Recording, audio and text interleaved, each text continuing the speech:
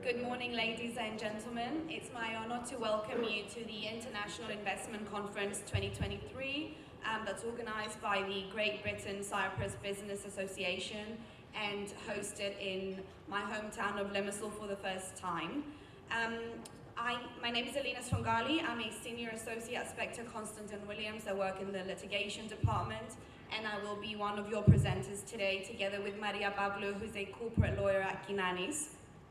Today's conference will be comprised of speeches and various panels. I have strict instructions to be very rigid on time frames so that we've already made a slightly late start.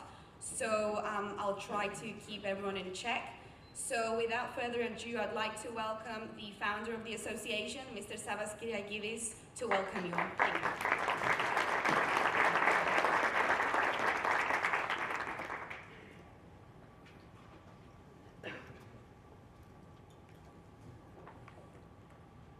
Kalimera, good morning. Mr. Ex-Deputy Minister Kyriakos Kokkinos, Deputy British High Commissioner, ladies and gentlemen, I know there are so many distinguished people here, but you are all distinguished, so I'll go straight to the point. Welcome to the Gbcy International Investment Conference 2023. In 2017, we started the first event in London, and we hosted 6 consecutive events in London, and now we decided we have the first one here in Limassol. And I believe it's going to be a success because we see a lot of people coming. I see familiar faces. I see people that for the first time as well. So I'm quite optimistic that this event is already a success. Great Britain-Cyprus and Great Britain-Cyprus Business Association are now counting 172 members, and our aim is to bring together businesses from the UK and Cyprus. We provide a networking platform through the events, introductions, promotions, an electronic newspaper which is published every month, and we are, let's say, 24 hours a day, 365 days a year, ready to help any company wants to reach another company in the UK or in Cyprus. We find a way to introduce it to them. I don't want to be long because I know there are a lot of speeches, but I want to thank our 2 associate sponsors, Spector Constantin Williams and Quantuma. Thank you very much. I want to thank the 13 gold sponsors, which is Eurobank, Ernst & Young, Michael Kyprianou, Ginanis LLC, Pelagia Christodoulou Vrachas, Christiana Aristidou LLC, is Property Gallery, Quarantina Homes, and Future Estate Alliance. And also the companies from the UK is Alexander Lawson Chartered Surveyors, Robert Erwin Burns, and Atlas Property. Thank you all for your contribution to the success of this event, but also the silver sponsors and the supporters. I'm sure you're going to be a little bit patient because there are a lot of speeches and panels.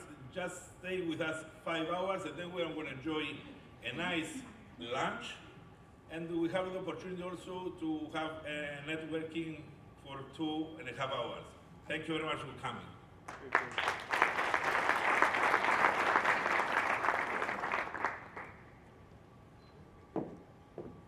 Good morning, everyone, and thank you for today's attendance at the conference. I am the second presenter of the day. I'm Maria Pavlou, currently legal corporate lawyer at Ginanis LLC, and we are now moving on with the welcome speech by Mr. Nikos Nikolaidis, the mayor of Limassol.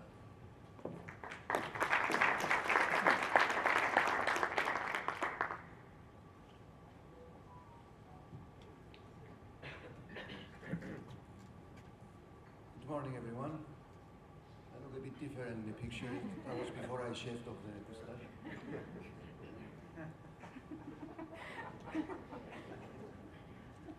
Please accept Mayor Nikolaidis' apologies for his unexpected absence and allow me to deliver his speech on his behalf. Dear delegates, it gives me great pleasure to address today's conference, focusing on investment opportunities in Cyprus and the UK. On behalf of the Limassol municipality, I would like to welcome all participants, especially those of you who have traveled to Cyprus from abroad. My warmest congratulations to the organizers of the event, the Great Britain-Cyprus Business Association, for their effort to bring together reputable businessmen and established firms from Cyprus and the UK in order to promote business networking and to explore business opportunities in and between the two countries. As the mayor of Limassol, I will briefly present Limassol's investment opportunities and of course the reasons why we consider our city as a perfect place to invest, to establish a business and even to live.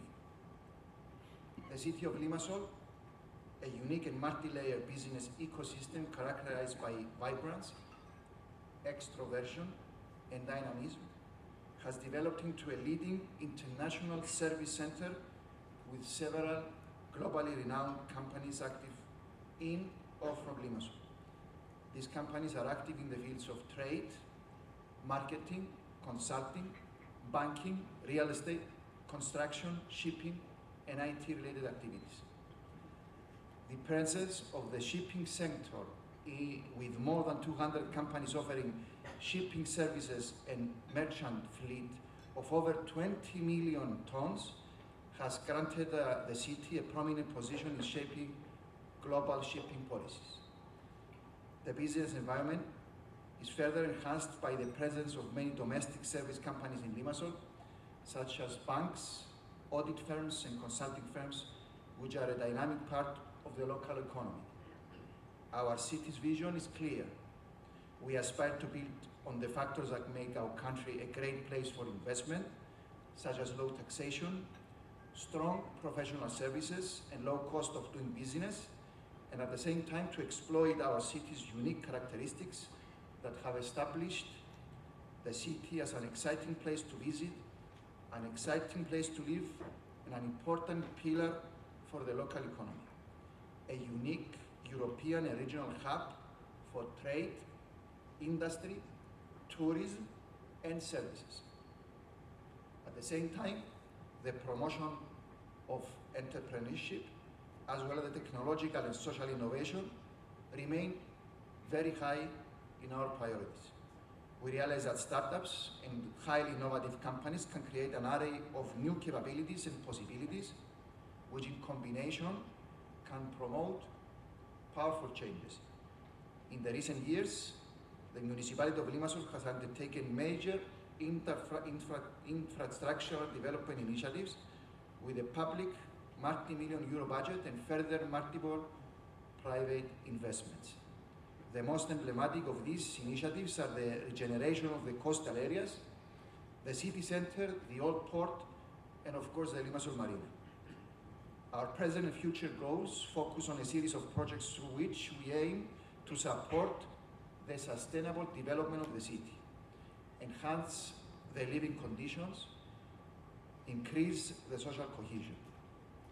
These new initiatives include, among other, major redevelopment projects in the large residential quarters of the city, the implementation of sustainable urban mobility actions, incorporating alternative modes of transport, and social cohesion programs including affordable housing projects.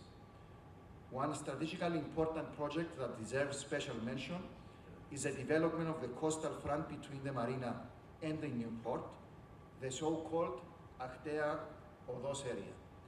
This last part of the seafront within the urban boundaries presents a unique historic opportunity for the development of the new city within the city an urban area which will have the most modern, innovative, human-friendly, business-friendly elements, as it can be designed literally from scratch.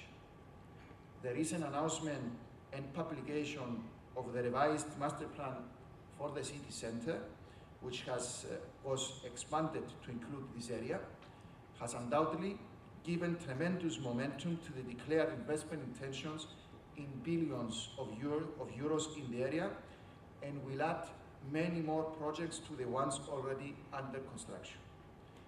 Our efforts should not and are not limited to infrastructure. In this digital era, dominated by technological megatrends, our attention is focused on keeping up with the growing needs of the business and social environment that has been shaped by breakthrough innovations.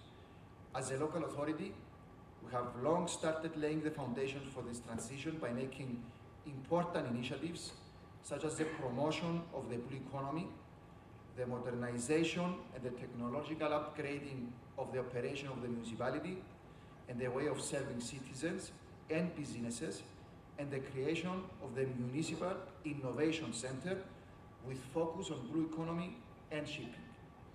I would like to conclude this short speech by referring to a recent development for our city, which could prove to be a game changer for Limassol. The EU has decided to support 100 European cities in accelerating their green and digital transformation through the largest in scope and funding program currently run by the EU, the Mission Cities. These 100 cities will be supported through technical and generous funding in an effort to achieve climate neutrality and smart city status by 2030, and act in this way as hubs for experimentation and innovation to enable other European cities to follow their example by 2050, which is the goal of the Green Deal for Europe. Limassol is one of the 100 cities, and we intend to make full use of this great success, which could put Limassol on a completely new trajectory and change our city radically. The municipality has already started contacts with all major research centers and universities in our country, as well as with cities and centers abroad, in order to formulate proposals for projects within the mission cities and complete in claiming part of the funding, which will be made available from various sources, European, national, and the private sector. Our proposals fall within 5 thematic categories: energy, buildings, transport, circular economy, and coasts and seas. The central element of the objective of the program is the promotion of innovation at all thematic categories and in all stages of the implementation of the relevant investments in the city. Obviously, the program will raise tremendous investment opportunities, and our municipality is ready to and eager to discuss and explore all these fantastic challenges ahead with the representatives of the private sector. Ladies and gentlemen, there are many reasons that lead us to believe that Limassol's unique business ecosystem, built on its past, can look ahead with an aspiration to reinforce its position as an urban hub, leading the way into a prosperous and sustainable future. To this end, I am sure that today's conference, through the sharing of experiences and ideas with the Cyprus and EU and UK ecosystems, will be mutually beneficial for the two countries. Thank you very much.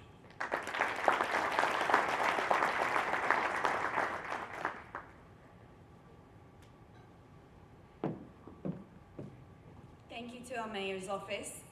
We like and endorse both the moustache and shaved look, so thank you. Now, let us now welcome the Deputy British High Commissioner in Cyprus, Mr. Ben Rawlings, for his welcome remarks.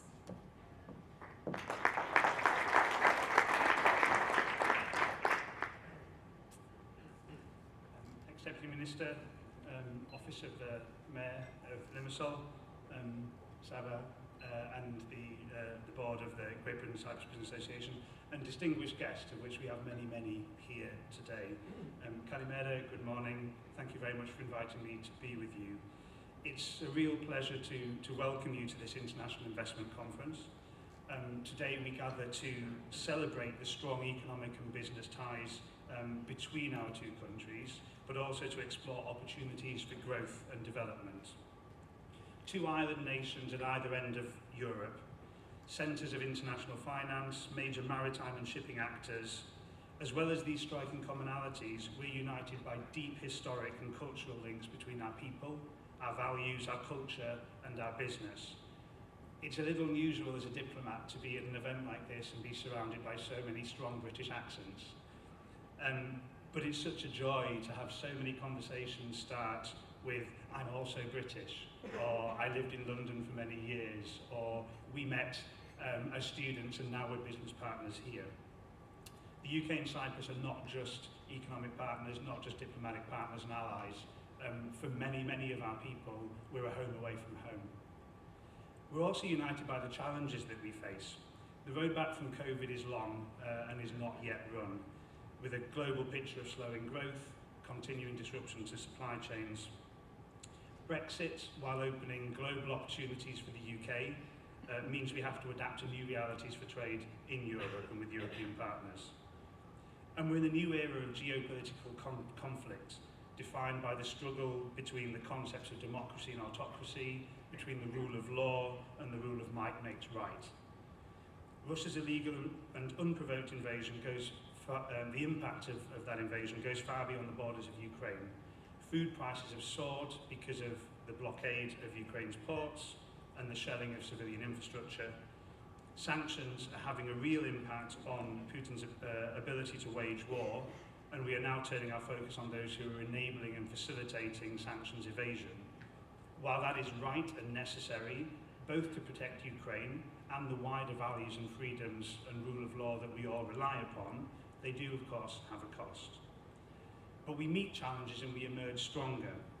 The UK's banking system, the second largest financial services centre in the world, is stronger and more secure than before the 2008 financial crisis because of the rules and the processes that were put in place as a response to that crisis. Standing up for Ukraine's territorial integrity and the international rules-based system, as well as wider work on anti-money laundering, illicit finance, anti-corruption, builds towards a cleaner, more secure and more reliable economic framework that is good for business and good for investment. And of course, there are plenty of reasons to be cheerful. Cyprus is a strategically located hub for finance, for shipping, technology, with a booming tourism industry, a wealth of products, a skilled workforce.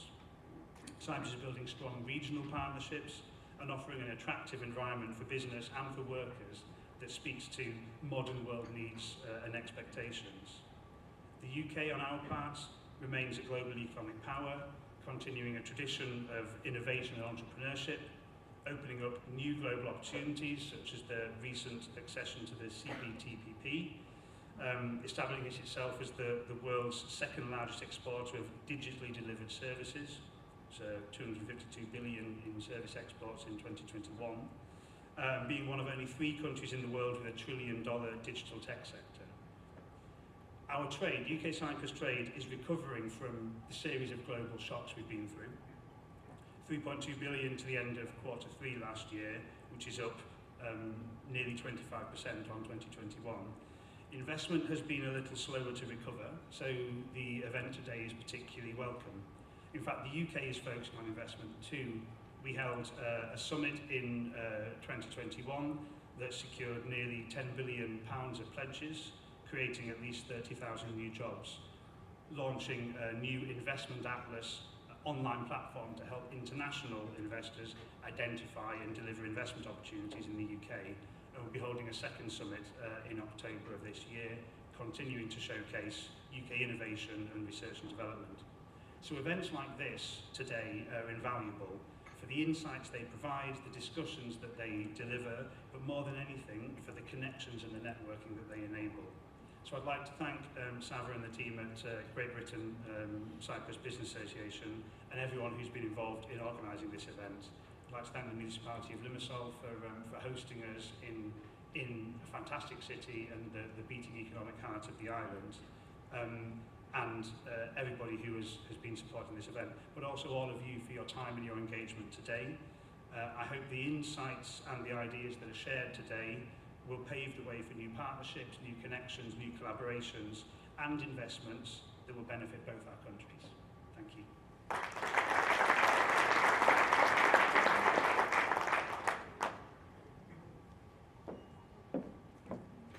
Thank you, Mr. Rawlings, for your speech. Next, we have the speech by the main speaker, the ex-Deputy Minister of Research, Innovation and Digital Policy of the Republic of Cyprus, namely Mr. Gbcy.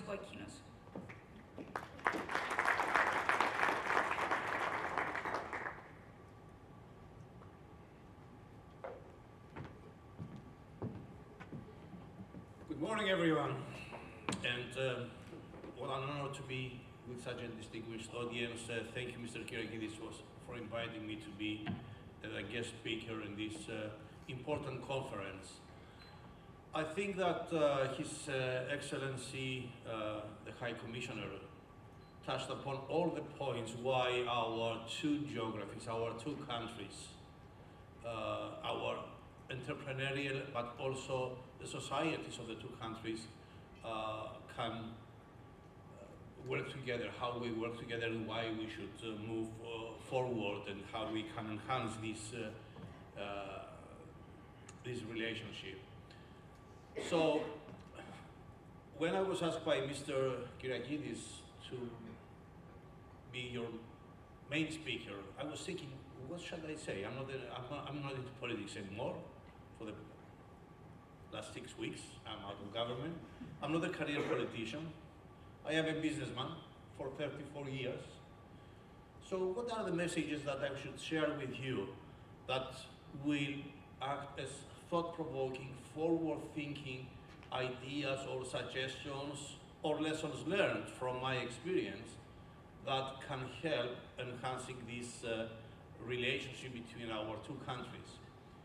And one of the best documents that you should probably look at is a study by the government that has been published in August last year, the Vision 2035, which is quite a lengthy but very well-crafted, very well structured vision, but it's not just a vision. The vision is being operationalized through specific steps so that Cyprus can be one of the world's best countries to live, work and do business. And this is what we are doing today. This is exactly what we are doing today. Look at Limassol. It's the economic capital of the country. Look, so what else can we do? What can we do best? I think that the main theme of my speech will focus around human capital. This is our key strength or our key weakness, depending on how we treat that. Cyprus is a very small country. And I will not go through the benefits and the characteristics of Cyprus as an international business center. I'm sure that you already know most of these. And after all, I know that there is a speech from Invest Cyprus today where they will explain to all of you the government policies and the financial and other instruments, taxation instruments or other instruments available for encouraging more and more investments in Cyprus. So all these why Cyprus questions are already known to you and will be explained by another speaker, Mr. Tanousis. I don't know if he's here. I think he's not here yet. So my focus will be what is our vision on the technology domain. And what we are aspired to do is to develop a sustainable business model that is based on research, innovation, and technological advancement. And be a resilient business center and a regional player. I say regional player because Cyprus is too small to be an actor with inward, intrinsic ecosystem. On the contrary, Cyprus is at the crossroad of three continents, Middle East, Asia, North Africa, and for this reason, Cyprus needs to develop an ecosystem that has an extrovert approach and is a regional hub. And this is exactly what we're doing today as an entrepreneurial ecosystem. This is what we're doing today as a government. Now, in order to be a regional player, you need strategy, which is a Vision 2035. I advise that you go through it. It's public information. It's on the government websites as well as on the website of the Cyprus Competitiveness Council. But it's also a matter of culture and people. And people should be at the center. When I say people, today we live in a world where talent and skills scarcity are evidenced across all over the world, especially in Europe, especially in the technology domain. Look on the cyberspace. We cannot find, not just in Cyprus, in UK, in Germany, everywhere in the world. Look on new technologies like artificial intelligence and data science. But it's not just the technological skills that are a scarcity. And we need to invest as a country so that we can provide the human capital required by international investors to serve, to be based in Cyprus and serve their regional or international interests.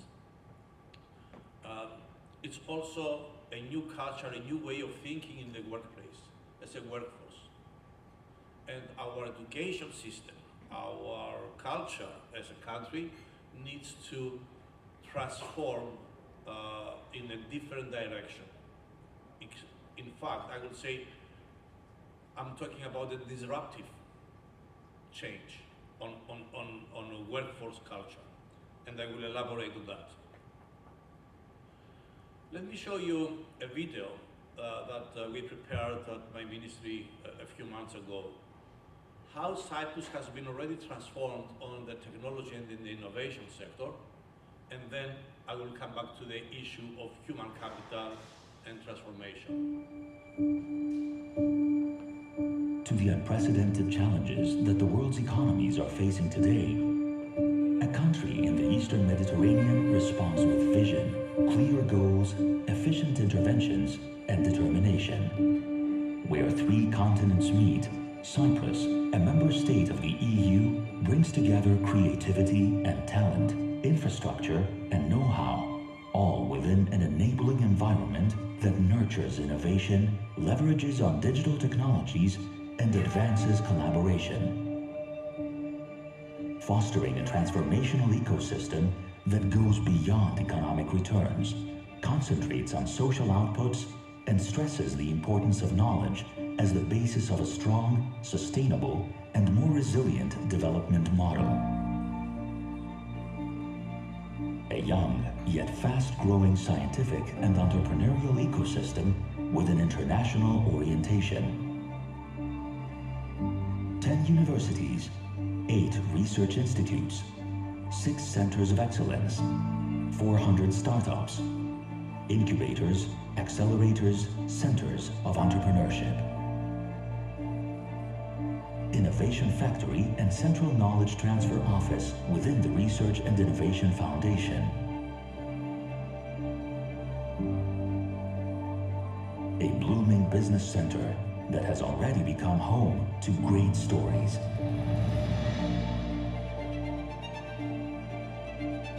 To further boost its performance and advance its posture as a regional tech and sciences hub, Cyprus dedicates 23% of its National Recovery and Resilience Plan to digital and innovation objectives. Within 2021 to 2027, funding tools of 150 million euros will be offered through the Research and Innovation Foundation, with a strong focus on research capacity, commercialization of research outputs, collaborations between government, academia, and industry, as well as innovative entrepreneurship and internationalization of the R&I ecosystem.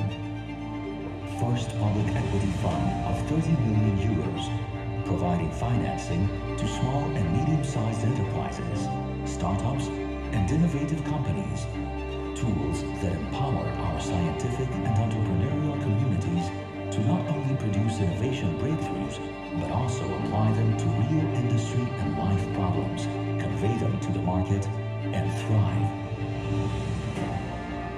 Tools that drive impact and deliver greater value to the local and the global community. For both professionals and businesses, Cyprus can be your next destination of choice. Experience a truly supportive landscape.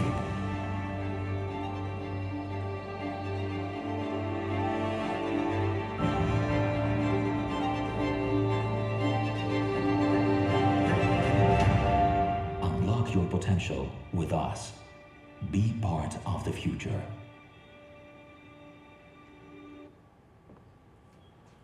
So this is Cyprus. This is what I mean by disruptive change in the way we do business. And there is a very strong incentive for all of us. Cyprus, especially after Brexit, is a unique place for British companies, a British ecosystem, to be used as their base for their businesses in the region. And human capital is the only ingredient that needs to be revisited for Cyprus.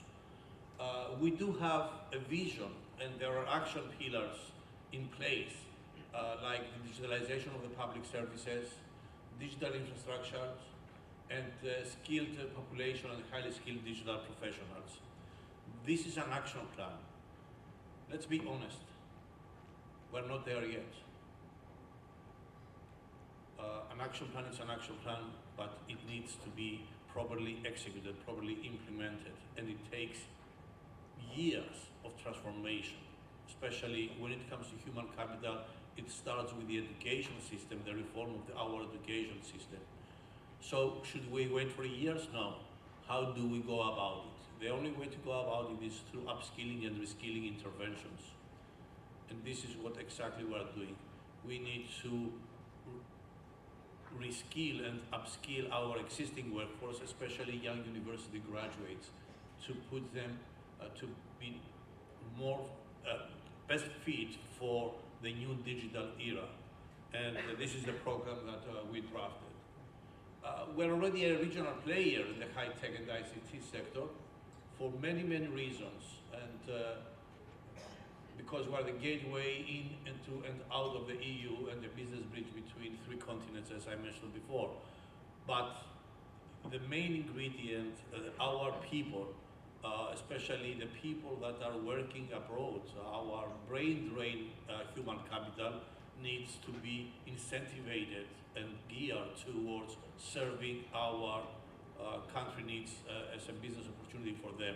They don't have to be repatriated. I don't expect that our human capital abroad has to be repatriated. They can work and collaborate with the local ecosystem from Brussels, from Germany, from France, wherever they are, to be connected with our ecosystem on innovation and technology. Access to talent is key because we need highly skilled professionals, not just on technology, but also on management capacity, management skills. And we need a way to be an attractive relocation destination. We need to see how we provide an ecosystem of human capital that is best geared towards this direction.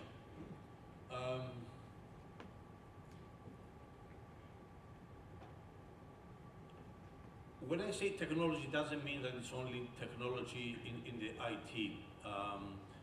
Renewable energy, healthcare and biotechnology, tourism and hospitality, higher education, real estate, shipping, all these industries have a technology element into it. Today shipping, has a lot of digital technology embedded into it. Real estate, tourism and hospitality. So technology is not a vertical, it's a horizontal theme for every industry. And today, Cyprus is the home of a lot of multinational technology companies like the ones you see on this chart, and more are coming, especially now we see a relocation from Israel to Cyprus, Israeli companies using Cyprus as a home base. Also from UK, we see a lot of companies that are moving to Cyprus or express interest to move to Cyprus.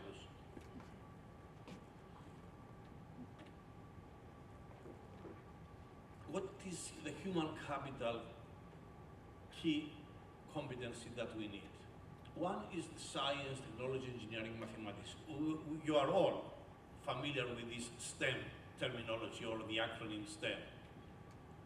Allow me to say that this is not enough anymore. When we build our human capital, we need to build soft skills and competencies and characters. So the other acronym that I came up with throughout my career is what I call the HECI, which means humanities, be humane, build professionals that understand human and they are very people-centric as professionals and as human beings, as citizens. Ethics, extremely important in every profession. Creativity and imagination. So when I say transformative and disruptive approach on our human capital revamped profile, I'm not referring only to the skill set of technology and engineering and mathematics. I'm also referring to how we build human capital that can serve the HECI acronym as well. After all, the skills of the future is not the technology set. That you can go to university, you get a degree, you can study online, you can read. We live in an era where people are, access to academic knowledge is easy. But we don't hire skills and we don't hire degrees. We hire human beings that are better geared towards the skills of the future, actually the skills of today.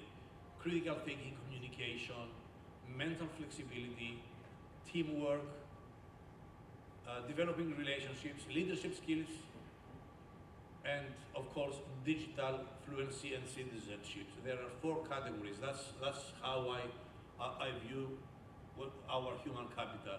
Cognitive, interpersonal, digital, and leadership. And emphasis on digital and social skills, soft skills, is more important than the academic degree.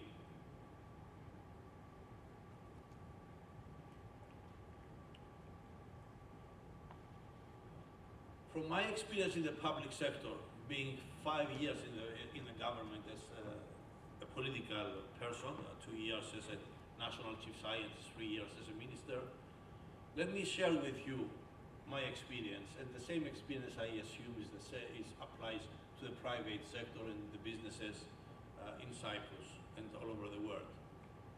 The level of difficulty is the vertical axis, the horizontal axis is the time. The most difficult part to touch upon is the culture. Introducing systems is easy. Changing processes has been relatively difficult, but not as difficult as changing the structural form of an operation in a government or in the private sector. The most difficult thing has to do with the human capital, culture of people. And that's why I give so much emphasis on that. And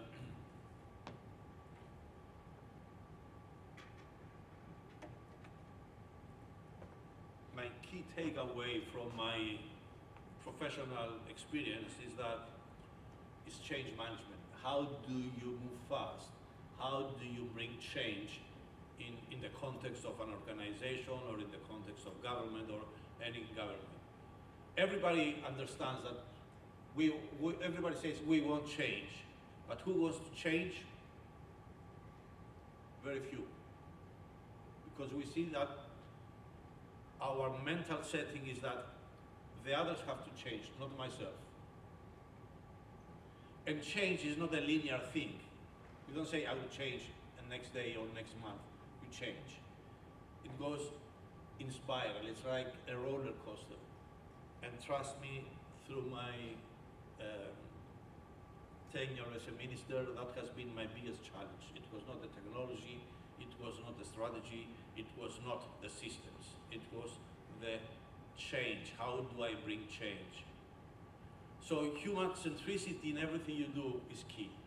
Human capital is everything in today's current world. Let me show you some key figures from the European Innovation Scoreboard, where Cyprus has been in the past and where we are today. And innovation is part of cultural change as well as systematic approach on how you create an innovation entrepreneurial ecosystem. Cyprus is now on position number 10, the only and is classified on the strong innovators. And is the only South European country that is on the top 10. 5 years ago, we were number 23. So how did we move from 23 to 10 in 5 years? Focus on human capital. It was not a matter of money. We have more money than what we could consume. It was not a matter of knowledge. We have more educated workforce than what we can really exploit. So moving from that position to number 10, and our expectation is that this year we might be around number 7 or number 8 on the new, is a key indicator that when you focus on execution and you put people at the center of your plan, things can be achieved. So by being a strong innovator, we're number 1 in performance increase and 10th in Europe. And you see the blue line is Cyprus progress in the past 5 years. So it was just a matter of execution. When I stepped into the job, the key challenge, everyone was telling me, we don't have the money, we don't have the people, we don't have. I realized after doing some homework that it was not a matter of money. It was just a matter of execution and focusing on people. Now, the climate change challenge, the crisis with the war, the energy crisis, all these factors have put into our boardroom 2 new words, the polycrisis and the permacrisis.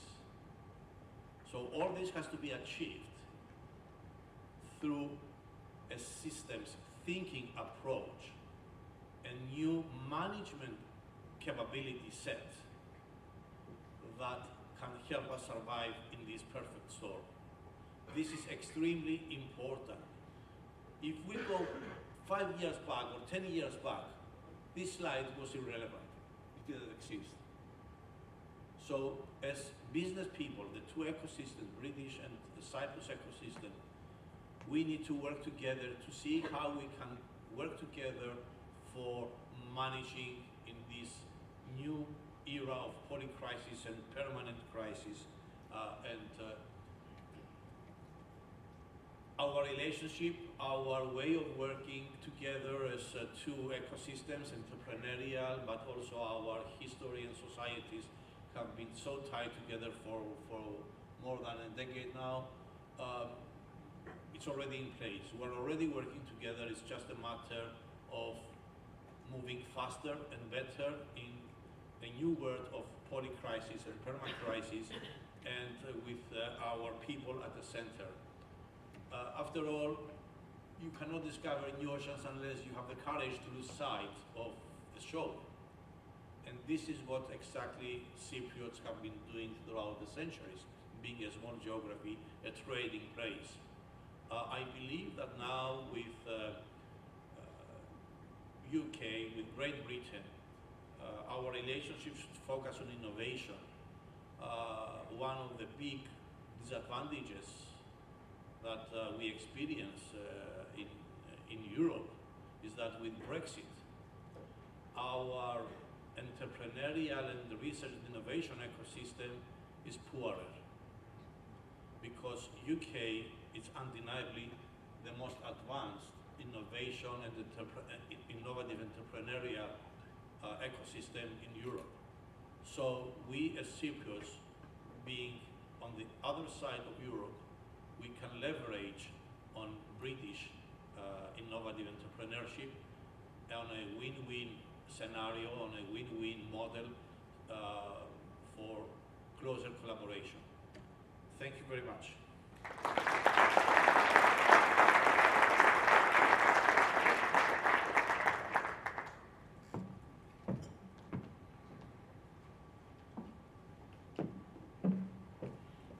Thank you, Mr. Gorkinos, for a truly inspiring and motivating speech. We will now move on to our first panel of the day, titled Real Estate Investment in the UK, What is Happening? And that is the million-dollar question at the moment.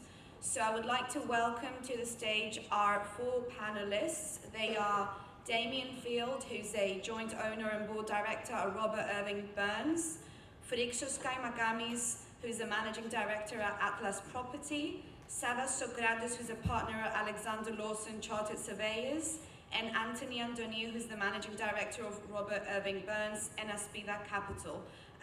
Anthony will also be giving us a speech prior to the commencement of the panel, I believe, and he will also be a moderator. If you could please all join me on stage. Thank you.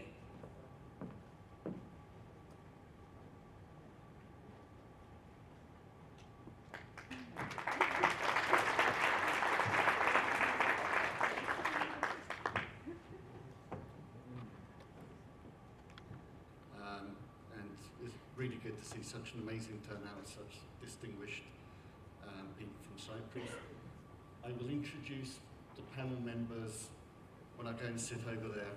So for now, I'd like to say a few words myself about what's happening in the UK. A little about myself first and what qualifies me to speak about property. I'm the managing director of Robert Irving Burns.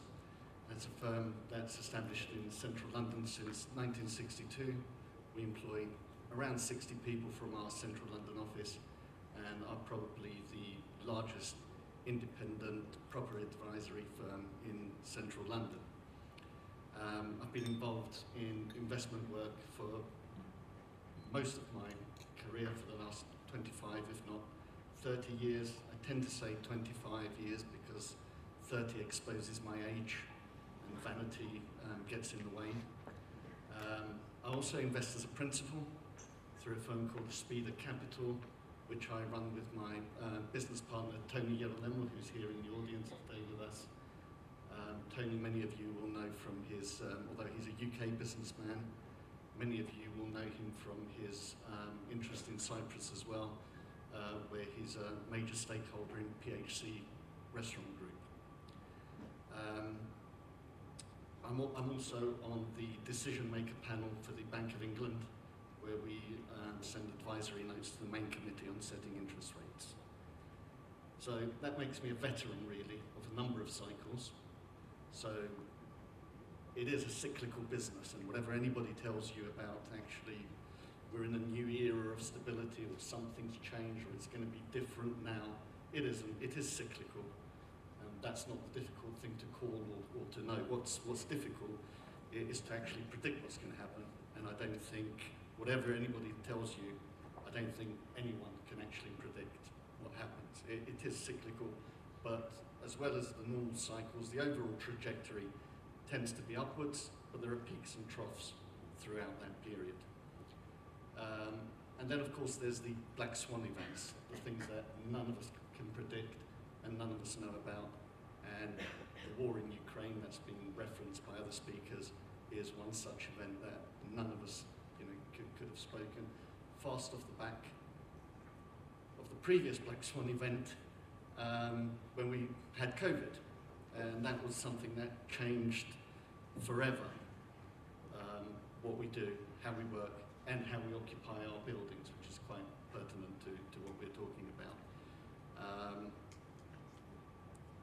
very different period now to when I last spoke to this event in London. Last time we were coming out of COVID. We had fiscal stimulus from governments all around the world, a burgeoning economy with a slight spectre of inflation that none of us were particularly worried about. Today we're seeing double-digit inflation in many places around the world and in the UK. We're seeing rising interest rates, all of that coupled with the changes of how we occupy our buildings post-COVID that many people have predicted a sea change in whether we ever work back in offices or what's going to happen.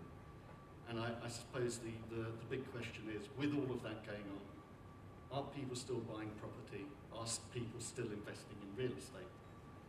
The short answer is yes, but I'm guessing that's not where I should end my speech. I should say a little about why and what's happening in the UK.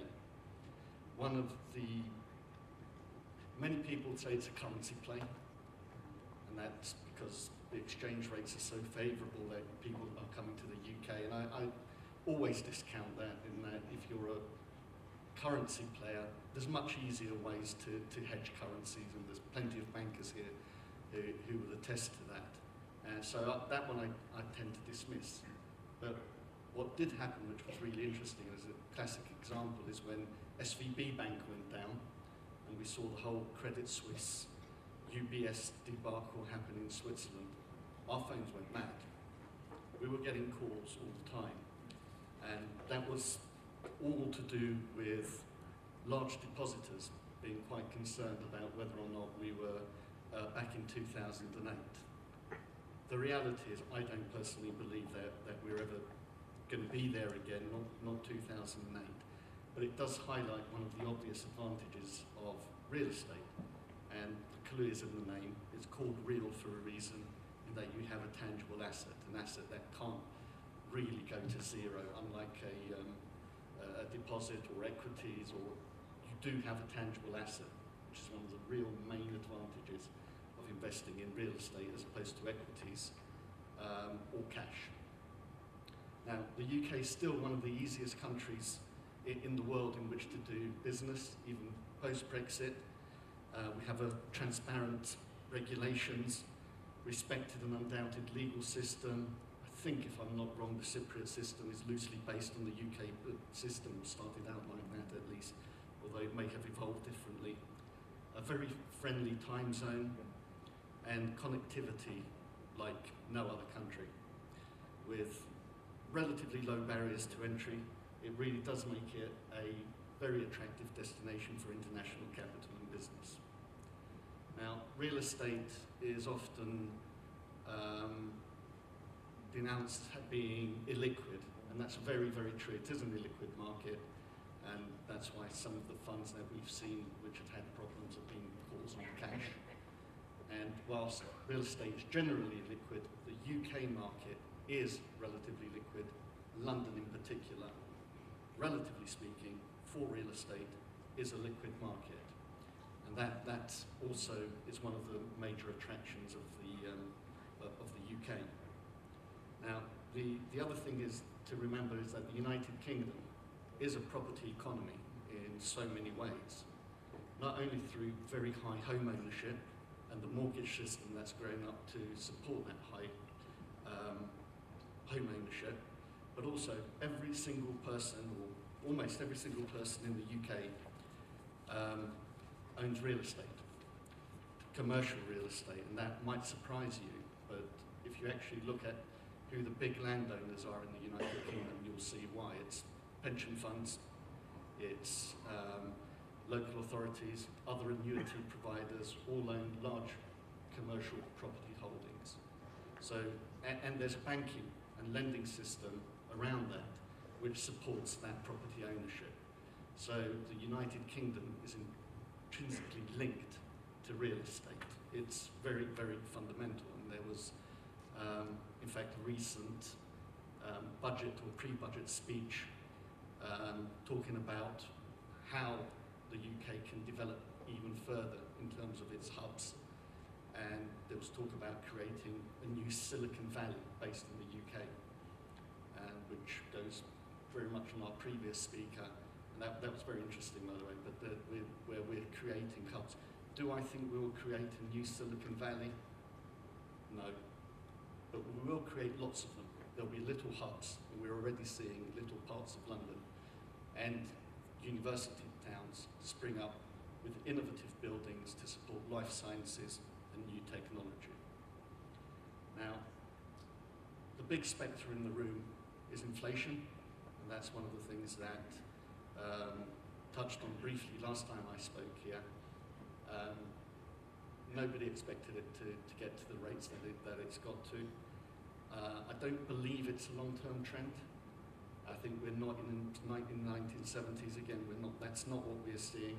All the predictions and indicators are pointing to an adjustment back to some form of normality, and there's all sorts of reasons that I'm not qualified to speak on in terms of what's happening with the war, supply chains, energy prices, and all of those things that have driven this inflation push. But the overall indicators, including demographics, are pointing towards a low inflation era.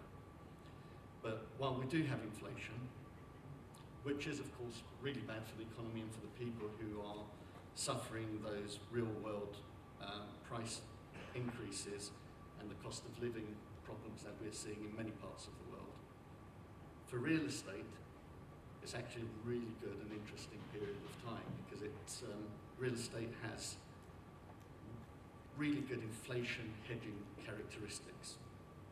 And that stems from a couple of things. Firstly, how we occupy buildings, and in rent reviews and changes in rent tend to follow, with a slight lag, inflation. So you're seeing real world increases in rent, and then capital appreciation off the back of that, albeit that there have been yield shifts with rising interest rates. So that demand for real estate, because retailers' revenues do go up, and revenues adjust, they might be lower, but margins are higher through higher prices. So real estate tends to maintain the buying power of capital by passing some of that inflationary pressure onto tenants and incorporating some of that in capital appreciation. Now, this is even more important when there is debt involved, because inflation, of course, erodes debt in real terms. So while we're seeing interest rate rises, we're also seeing higher inflation, and the overall result tends to be negative. In other words, it erodes debt. Real estate also provides mark-to-market opportunities that we don't also see in other investments, which are more structured. That's in the form of lease renewals, rent reviews, and sometimes, being really honest, tenant defaults. And even during the pandemic, we were seeing tenant defaults, which actually resulted in better letting terms than the outgoing tenant. So mark-to-market opportunities are important, but to have those opportunities, you need to look at how you invest and analyse buildings. And the way we do that is, it's fairly old-fashioned, but it's held us in really good stead. We tend to analyse the underlying value of the real estate, the actual building itself, as opposed to looking at who the tenant is, and I'll speak about that in a moment, but it's looking at the building with all the new regulations which are coming in, which I'm sure our panel will be able to talk to, particularly around energy consumption and greening of buildings. I mean, we need to be quite careful as to what a building reverts to at the end of the tenancy, and that's part of our analysis now. So the initial yield is less important than understanding what your underlying real estate asset is.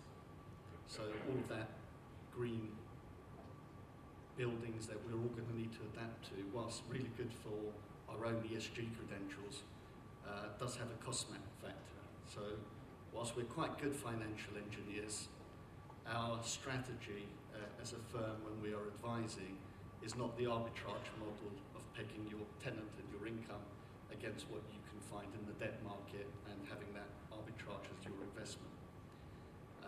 It's a little bit more sophisticated than that. Interest rates look like they're coming down as well if we look at long-term plans, and we'll be quite careful because I know there's a lot of bankers in the audience, but when I'm looking at long-term money and what's happening with 5-year money and some of the swap rates and some of the overseas markets, I think we're heading for lower interest rates. So all of these factors together, I think, are creating an opportunity to invest, which is relatively small, because there is not quite an impasse in the market, but there are people who are questioning the timing and trying to call the bottom during this adjustment period.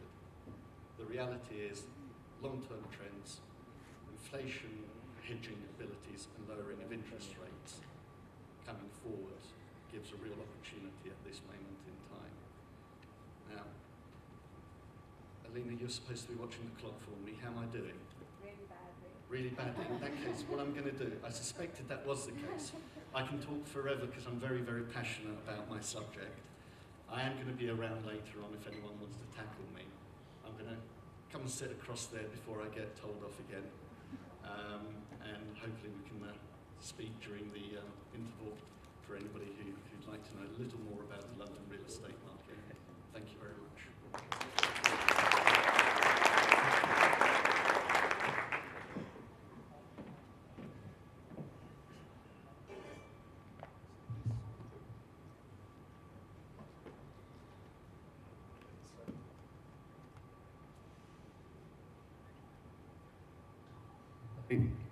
There we go. Okay, so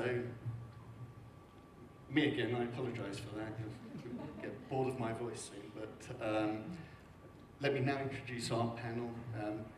We've got Savas Socrates on the end, who is the managing partner of Alexander Lawson. Alexander Lawson are a firm of valuers and surveyors and receivers. So he's a man who steps in when things go wrong. On the ground a lot, and tends to be a leading indicator in that he comes in very early when he's valuing initially for banks and for debt, and also comes in, as I say, when there is a problem. Damien Field, who is my partner at Robert Irving Burns.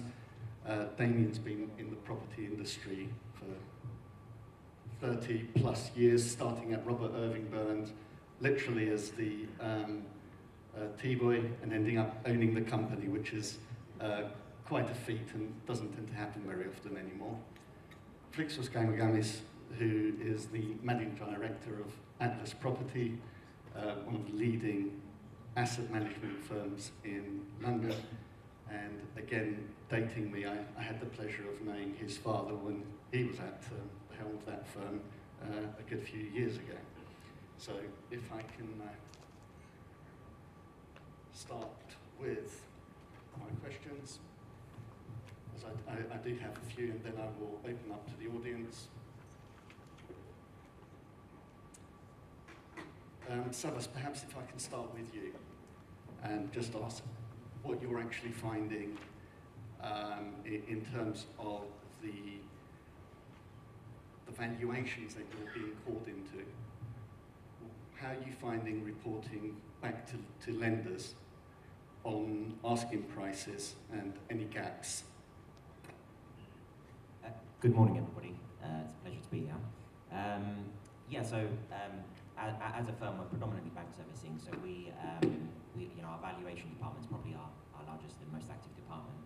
So we do undertake many valuations for all sorts of purposes, but predominantly lending security. So we see the transactions as they happen and so forth.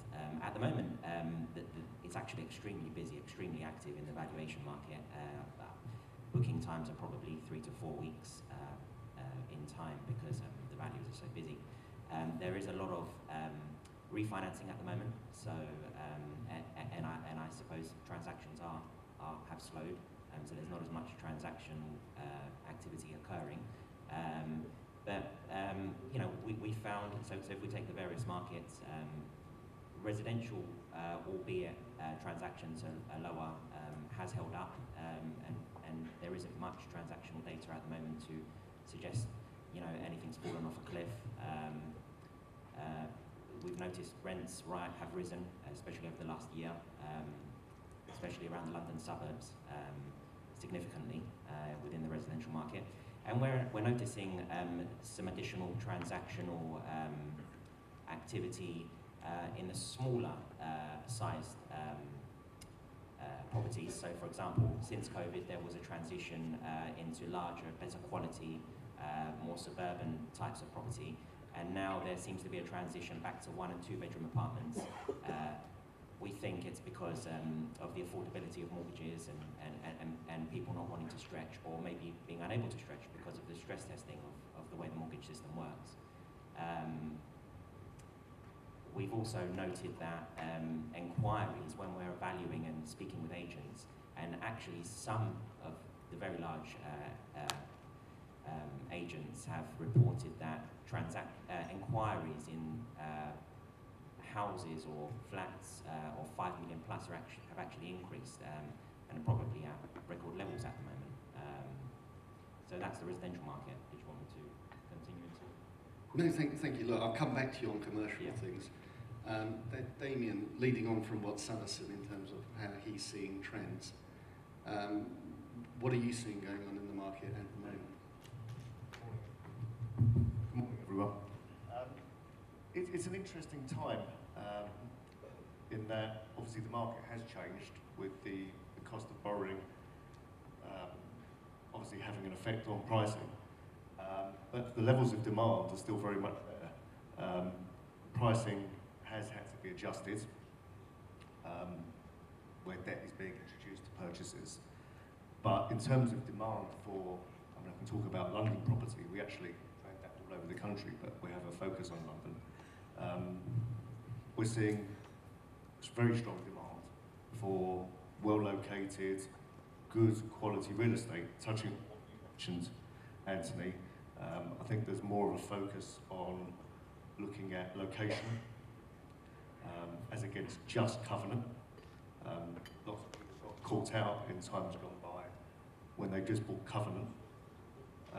So there's a big focus now, and we're very strong on it in terms of looking at the underlying real estate. But the demand is good.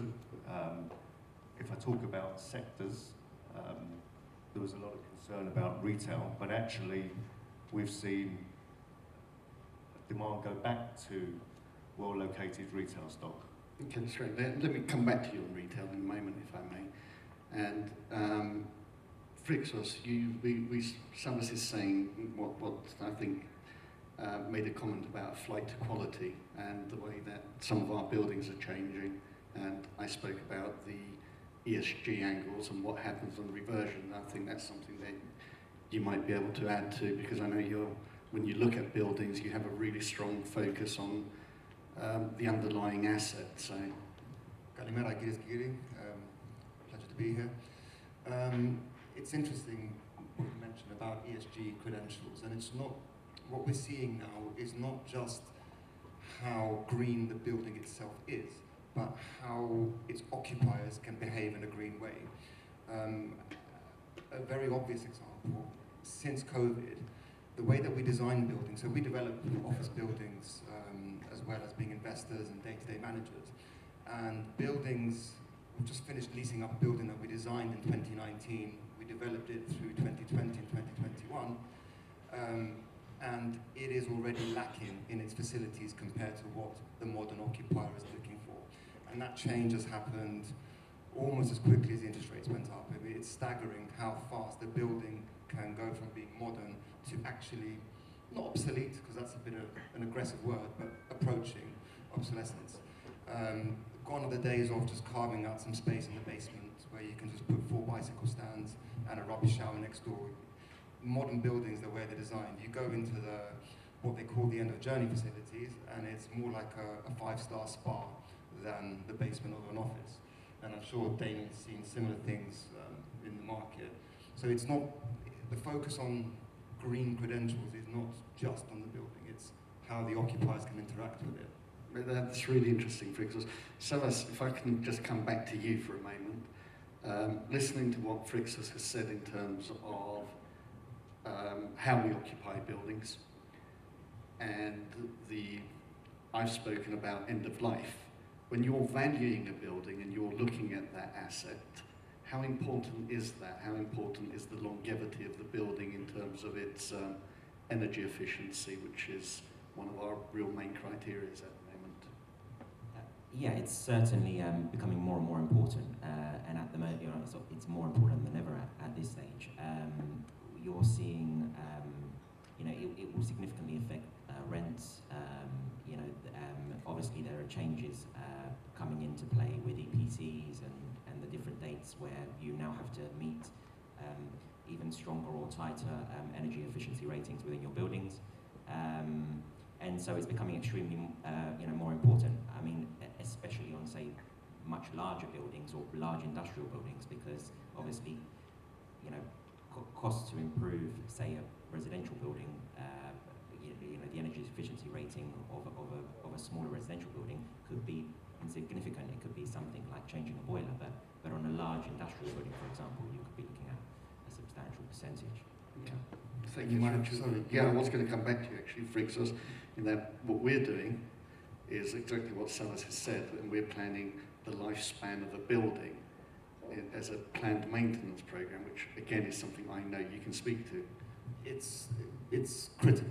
Yeah, if you don't plan that energy performance of the building from day of completion all the way through the life cycle, you will get left with a mighty bill at the end of it, which you might not be able to cover.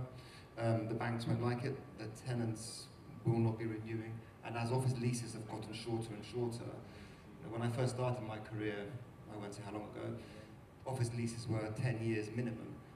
Then they became 10 with a break of 5, and now it's 5 with a break of 3.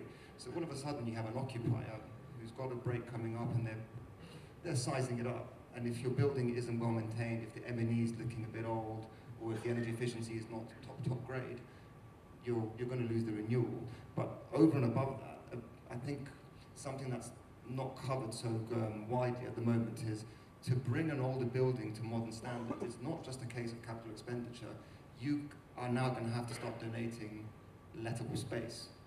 It's, when we look at the buildings that we design now, if you look at Northumberland Street, which we recently got consent for, which I think it's a 13,500 square foot building, but it's got a gross area of over 20,000 square feet, and that's for end of journey facilities, collaboration space, meeting space, foyers, receptions. You start giving a lot of NIA. That's actually really interesting in that I personally think that we've changed in the way we occupy buildings and are becoming more service providers rather than space providers. And that's something, Damien, that I know you've been looking at and working with a new breed of landlord who provides the sort of ready-made space. So if you can perhaps... Thank you. Yeah, no, very much so. The way in which tenants now want to occupy buildings is being driven by a desire to attract the best staff and retain the best staff. The generations that are coming through now and coming into the workplace look at what Google and Facebook did in the early days and actually want to see that in their own offices now. Obviously, often on a much smaller basis, but breakout space is very important. Shower space is very important.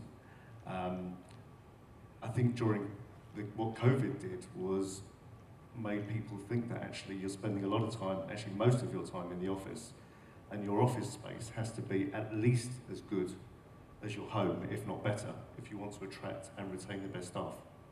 And that's what we're seeing, and it's having an effect on that, on rents and value as well. Yeah, let me stay with you for a moment.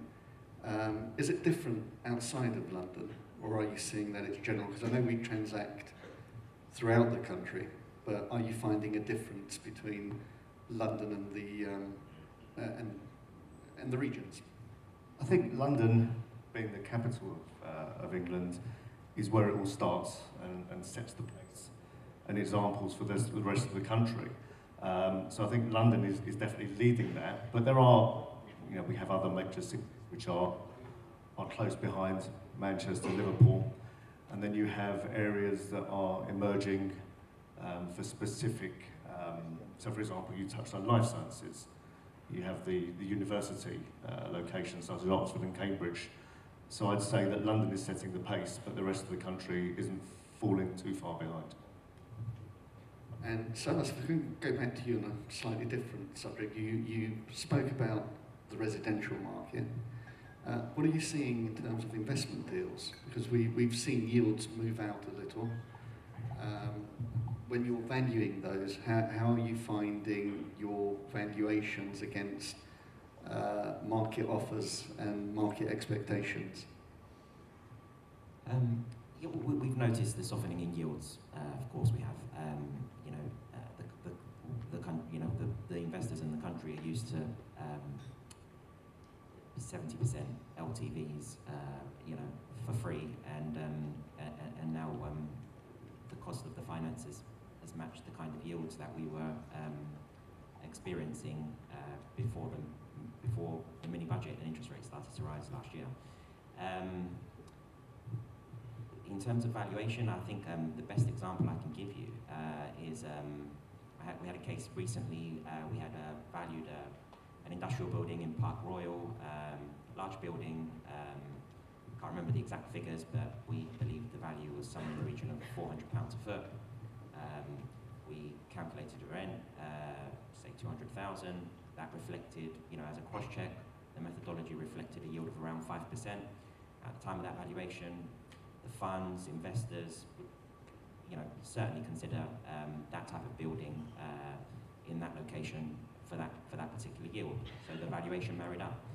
More recently, and this is happening across the lending board now, lenders are asking us to revalue things at least 6 monthly at the moment, many lenders, just because we have this lack in transactional data.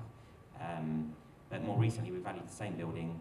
Still believe, although marketing periods might have extended, there's still quite a significant shortage of quality stock, industrial stock in London. So we felt the rate that we had applied originally still stood.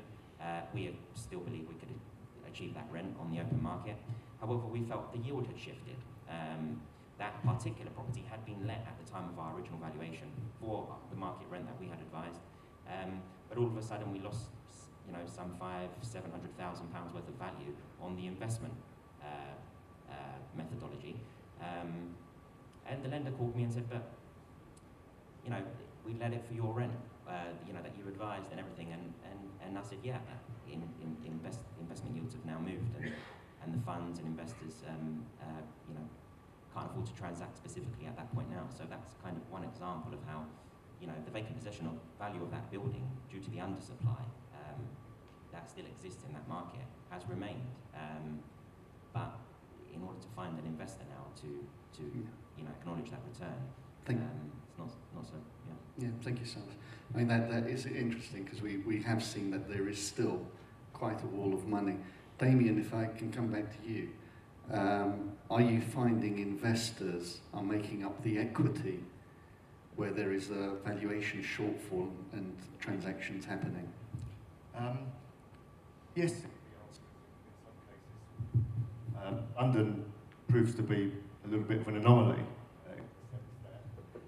You have purchasers are often looking to buy buildings for reasons other than wanting to make money immediately. And if the desire is to buy a building, yes, they will make up the equity. Sorry, I don't know, apologies, I don't know if you heard what I said there.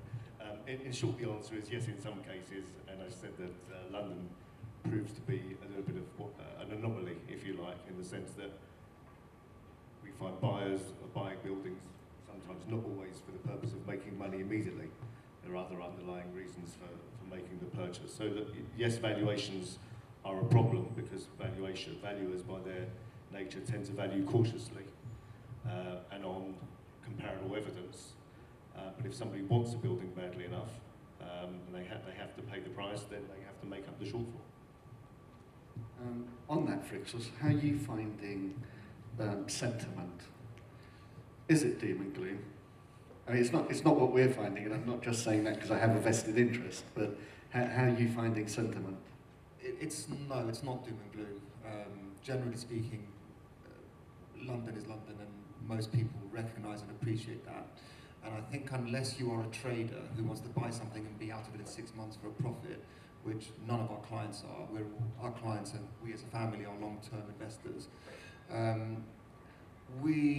you can't control the market. And the way that we look at it is the building itself quality? Are you buying a quality asset in a quality location?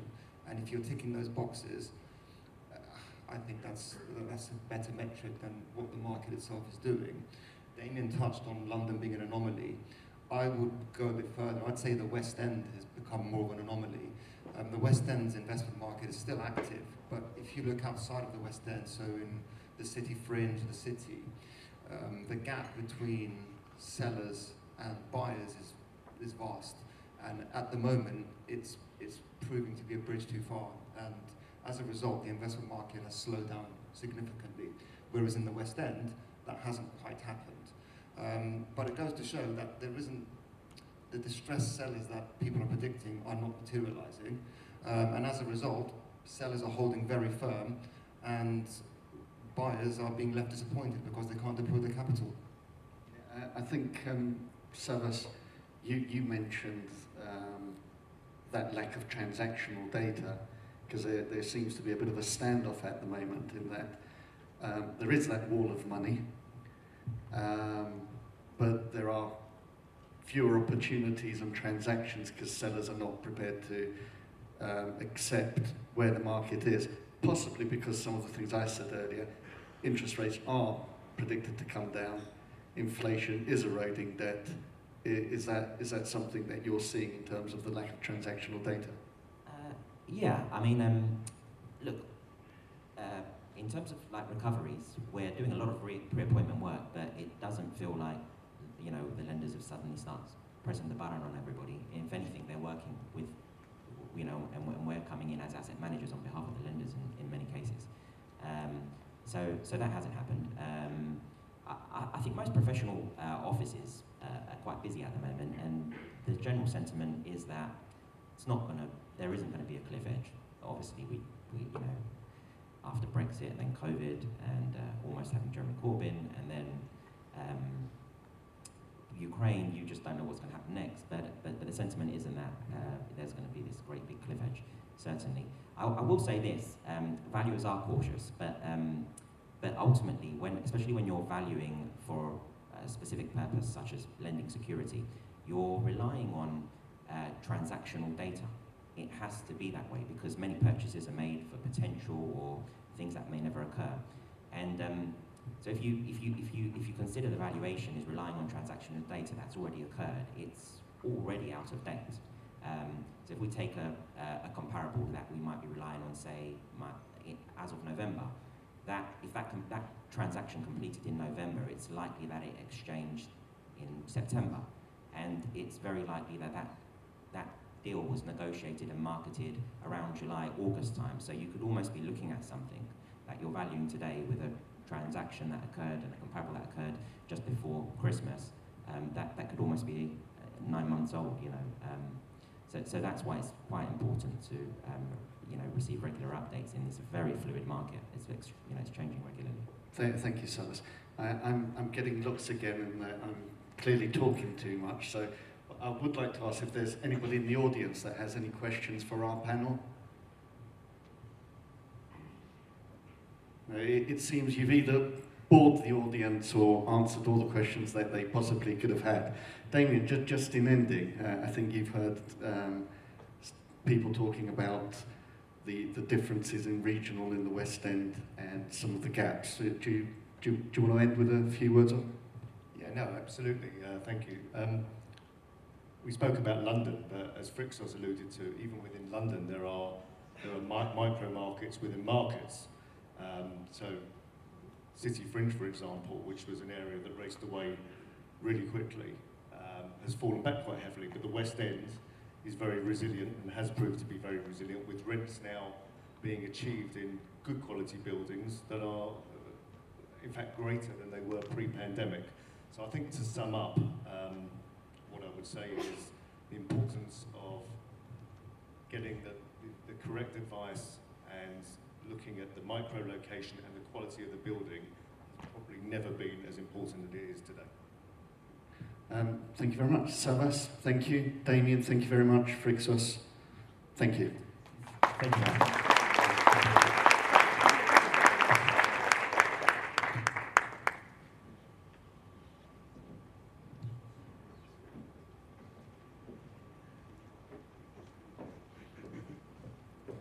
Thank you all very much for the discussion. It was indeed insightful. Moving on, we have the panel 2 titled The Changing Landscape with UK Real Estate Finance. And I call the panelist and the moderator to the stand, Mr. Nikolaidis, Lending Unit Head of Eurobank, Mr. Shamishis, Managing Director at Hydra Capital, Mr. Faradaris, Co-founder and member of the management team of Nextius Capital Group, and Mr. Constant, Partner at Spector Consultant and Williams Solicitors.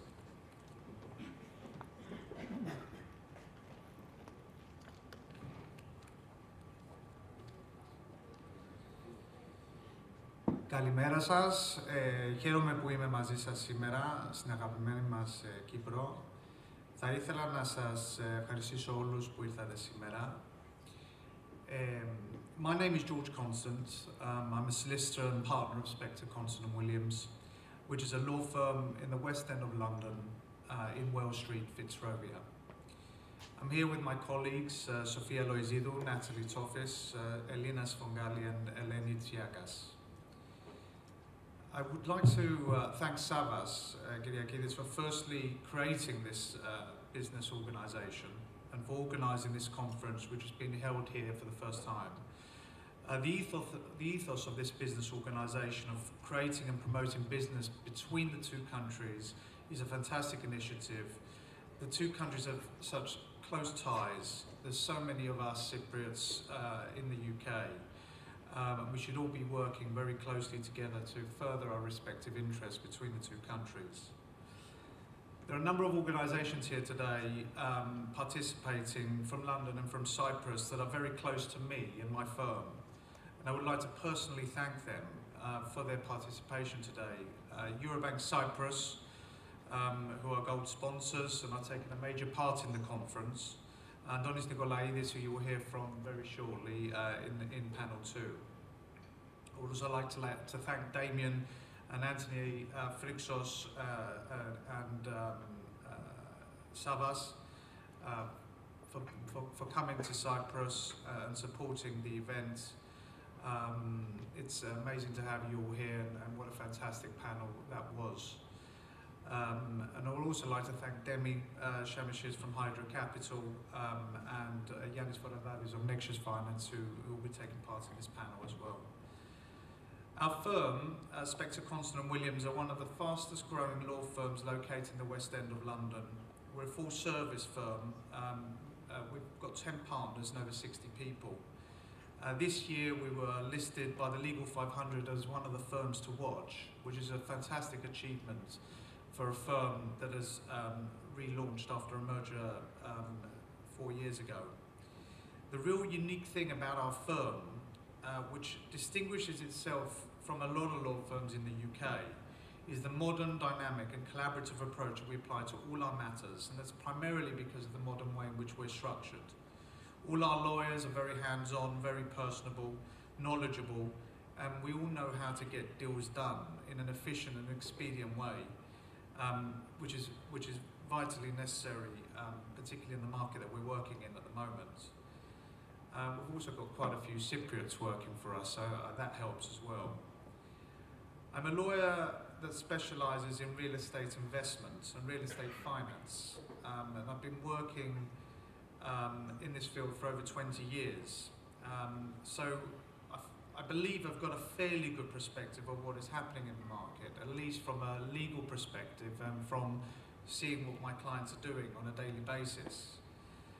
I act for over 25 leading mainstream banks, development banks, lenders, private banks, bridge and finance companies from the UK and from overseas as part of their limited commercial panels. This is where we're just one of a very few firms on their panel, and with some of them we're their only law firm.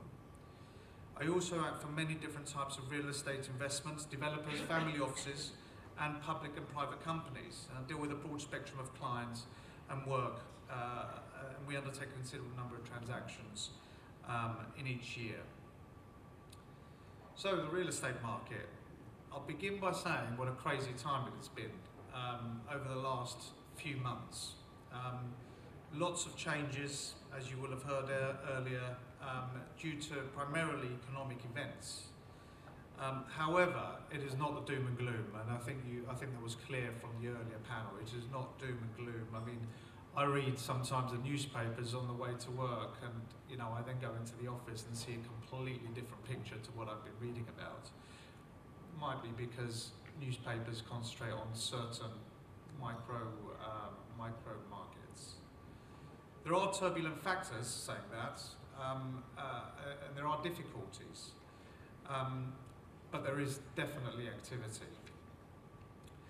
The real estate market over the 2 or 3 years has really been hit with everything it could imagine, but most recently, obviously, we've had Brexit, COVID, and the mini-budget, the disastrous mini-budget of Chancellor Gbcy back in September, which caused turmoil in the money markets, resulting in higher inflation and high interest rates.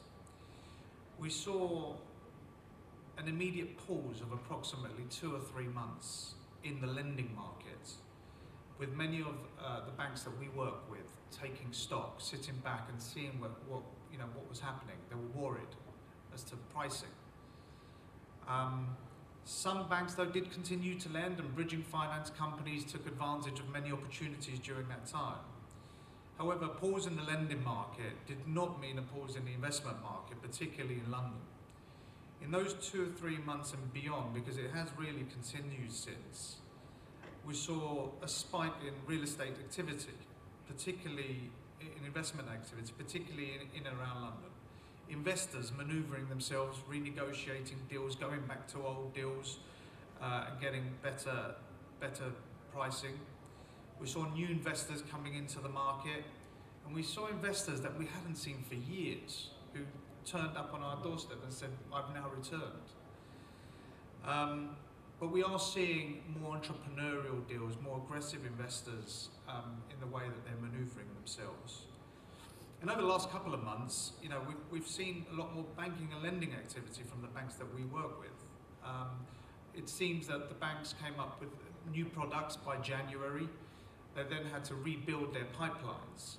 And a lot of the lenders that we're talking to now are talking about unprecedented levels of demand, even though the cost of funds is 2 or 3 times more than what it was. And that's filtering through now. We're now seeing that volume of transactions. Investment deals. On the projector, you will have seen some of the deals that we've been doing really over the last 6 months. This will give you hopefully a taster that there is a fair amount of activity. The supply of property in the market has obviously increased due to the uncertainty in the market. And this has helped many of our investors' clients picking up substantial opportunities. We started seeing properties on the market that we haven't seen, for a long time. We're now seeing 6 to 8% returns around the country with good covenants. To supermarket units, petrol stations with leases to companies such as Marks and Spencer's and BP. These were probably sub 5% a few months ago. One PLC client of ours, we haven't really done very much over the last 2 years. I've now gone into the market aggressively for this type of stock. But we've also seen more niche type of investments being undertaken by our clients. Supermarkets, for example. We act for one of the leading supermarket purchasers in the country. They've invested over 60 million just in a short period of time into shopping centres. They feel they're buying them at substantially discounted prices, so there is that opportunity. But where we've seen quite a lot of change is in development deals, and that's really where we're seeing a hardening of the market. development deals are becoming a lot more difficult to value and to fund, with lenders particularly worried about, the exits. Are the flats going to sell? So we're seeing a lot of our investor clients coming in and buying partly finished developments where the developer just wants out. We're seeing clients coming in and buying newly completed developments simply because the developers are worried, can they sell the flats? Flat sales have been difficult, particularly because of the end users not being able to raise easily finance. We're seeing opportunity with smaller types of development deals. So, when money was free, every single contractor suddenly became a developer. They would borrow money and developing themselves, easy. Now, it's not so easy. So investors are now again finding an opportunity, particularly if they've got cash, to just come in and take advantage of that type of stock. We've also seen, investors buying development deals, even speculative things, because there is an opportunity to do so. They couldn't get into that sort of market before, and they've done so. One client of ours bought a building in Stamford Hill, an area which is very close to them, and it was on the high street, and they bought it for £12.5 million, completely speculatively, no planning. So, in addition, what we've also seen, myself and Natalie here, we've been acting for a lot of hotel transactions. These are not prime hotels, tertiary hotels, which are just outside city centres or town centres, and that's primarily been fueled because the government have been handing out contracts for temporary housing and social housing leases to hoteliers to house people. Again, probably because development has slowed, flat sales are not happening, flats are not being created, so it's one way of housing people. We've also seen residential pick up in terms of investment, particularly central London, overseas buyers coming back to the market, really at all levels. Again, they're probably helped by the value of the pound. So, in the UK at present, I would say there is an opportunistic time to enter. It's an opportunistic time to enter the market. There is a window of opportunity now because we're already starting to see the green shoots. More recently, actually on the 11th of April, the International Monetary Fund stated that they're expecting the UK to return to ultra-low interest rates, as the hike inflation sparked predominantly by the pandemic is likely to be just a blip. Well, look, there have been commentators that have, argued against that, but you can see the sentiment is starting to change. And when sentiment becomes very positive again, deals will become harder to find. And history will tell you that real estate in the UK, particularly London, will remain the safest and least volatile type of investment that can be made anywhere in the world. That's my conclusion. If anybody would like to come and talk to me, any of my colleagues, any of our speakers today, please don't hesitate. Thank you.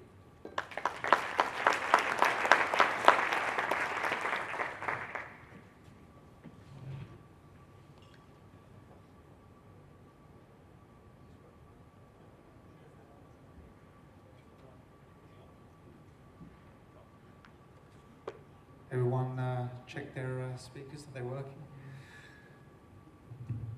We'll see. It's a pleasure to have the gentleman here with us today. Just a very quick introduction. Gbcy of Hydra Capital, someone that I've worked with and known for 10, 12 years. Demi's been in the banking sector previously as a senior relationship manager at Metro Bank. Was really with Metro Bank in the UK from when it first came to the UK and was a major part of its growth.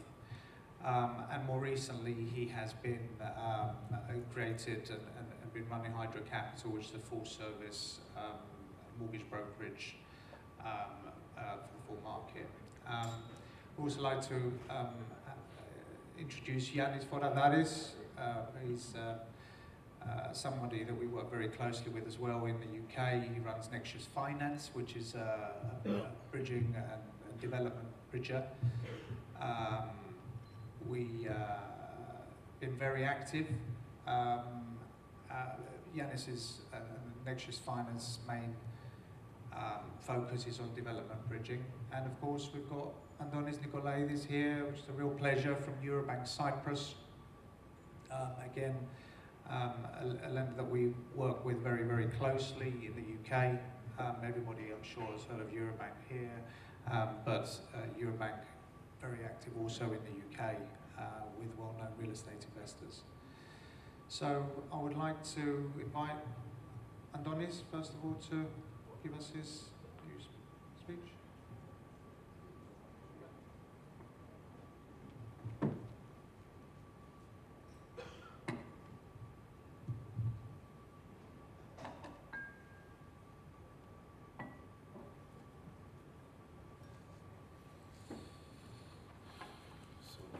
Good morning from me as well, and welcome. And I want to thank Savas and George that gave us the opportunity to be here today.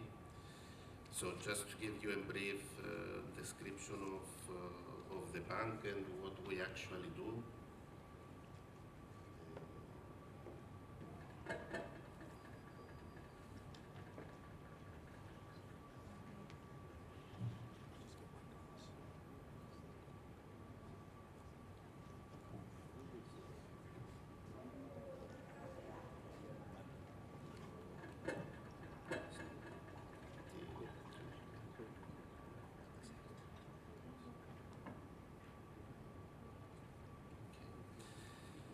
So strategically, the business model of Britain-Cyprus is based on the following 5 pillars, which is the corporate and investment banking for local and foreign entities, is the wealth management for high net worth individuals, for both local and foreign, is the international business banking, treasury sales, and most recently affluent banking.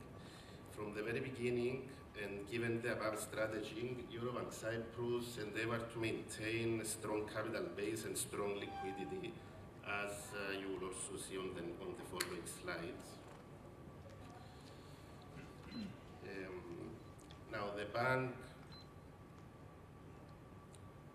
bank was established in Cyprus in 2007 and is headquartered in Nicosia. We currently maintain 8 banking centers all over Cyprus. We actually have 3 in Nicosia, 2 in Limassol, and 1 in Larnaca, Paphos, and Famagusta area.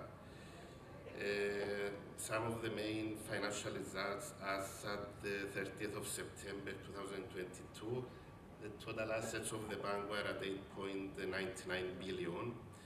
Our total loans were at 2.72 billion, with total deposits at 7.21 billion. As I mentioned before, the bank pays much importance on being liquid at all times and have a strong capital adequacy, which is currently at 26.3%. And we currently have a very healthy portfolio with a non-performing ratio of 2.3% of our total loans. And just move on, so that not to waste time, just to move on to our UK operations.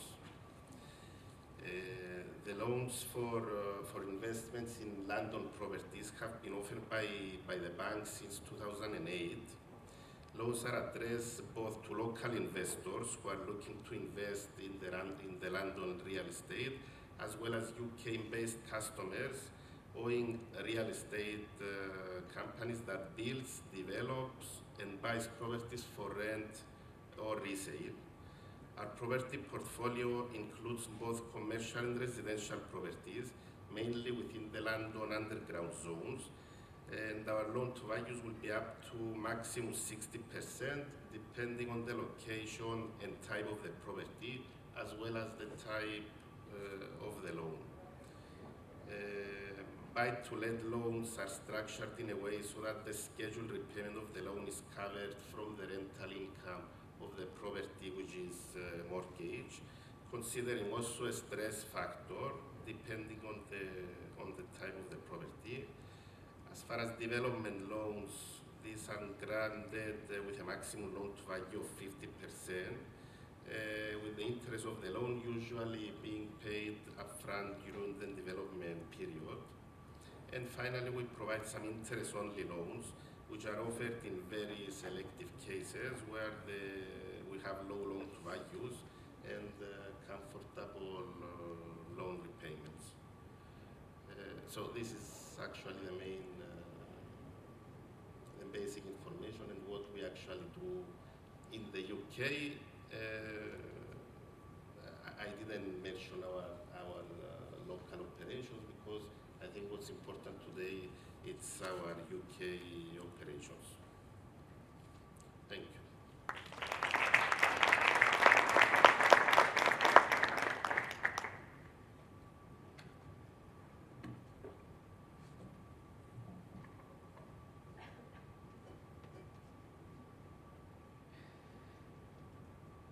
Thank you, Andoni.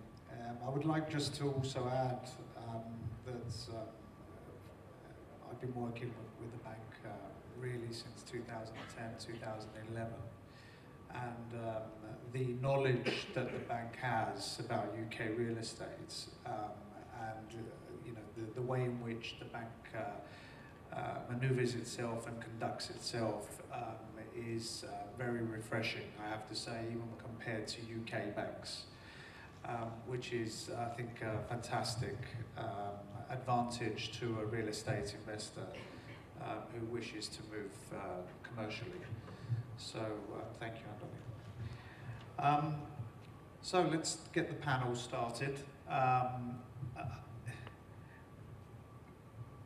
It's a minefield out there, isn't it, guys? I mean, what is going on? What's going on in the market? Who would like to take the question? I think maybe let's start with Demi. Who has a perspective of the entire market. Good morning, Limassol. Yes, you're right. I mean, Hydra Capital was set up to advise and source debt for many investors, and we do deal with the whole of market, many institutions. I mean, these are two institutions we've dealt with in the past. But yeah, it can be a minefield. The problem we have in the UK is we've lost that relationship-based approach from banks. Here in Cyprus it's still very strong, but in England, in the UK, you can call your banker one day and the next week he's gone. You know, so we've stepped into the shoes of the banker. So we stay with the client from start to finish. What's happened really? I mean, you touched upon it, the turmoil in interest rates, which ordinarily you find a very slow, steady increase of interest rates, allowing the investor to react to that, you know, increase their income, which allows them to refinance when they need to. What we're finding now is people who've borrowed debt at around 65% maybe loan to value can't refinance that debt. They have to look at 50 or 55%. That's the maximum we can get to. So it is causing us issues. Customers have to put, you know, money in their pocket to maybe refinance if they want to get a better rate. I mean, what we expect to happen is over the next 12 months, investors will increase their rental incomes or residential assets. We will also see maybe possibly a reduction of the base rate as been predicted. But banks, with the settled interest rate now, they're more confident in lending. After all, banks need to lend to make money. So they are in the market. And how are you finding the way the banks are processing things? How are they manoeuvring themselves at the moment? Well, as I mentioned, banks do want to lend. They struggle because they've got the regulatory requirements to meet, the stress testing they need to meet. So we've gone from base rate of we went from an average rate of 5.5, which was the swap rate when Liz Truss and the mini budget to about 3.9 now.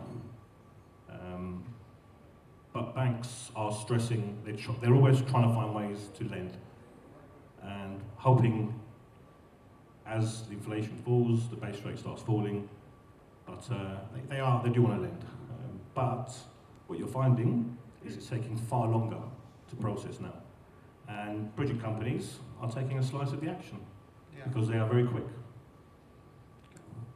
Andoni, would you like to add something to?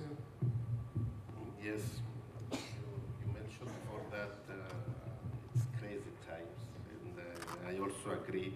I would say it's also challenging times. We've seen increases in interest rates that, to be honest, nobody was anticipating, even at that specific level. But still, what David says also, the banks, they want to lend. This is what they do, and they will always try to find ways to lend. It is really challenging now to find good cases, but we think that crises always born up opportunities. So, and to be honest, in Eurobank, some of our biggest and healthier transactions were made during crisis, actually. Even in Cyprus during 2013, when there was the haircut. And even in the UK, when we started our operations in 2008, which was actually during the crisis again in the UK. So yes, it's more challenging. You need to find transactions with lower loan to values. I mean, good properties that they yield 3.5 or 4%. Even if they are borrowed, they are leveraged at 50%,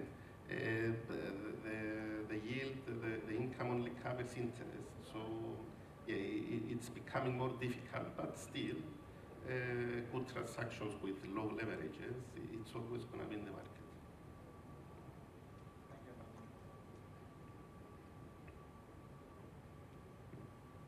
Thank you. Yannis? Yeah, I mean, look, I can attest to that Eurobank has always been a stable partner, although many other banks have at times been pulling out of the market, for example, just after Brexit or when COVID really struck, or after the mini budget. And this is, something that happened as well in the bridging industry, because if I'm to talk about the bridging industry, I think everybody was expecting the interest rates would rise.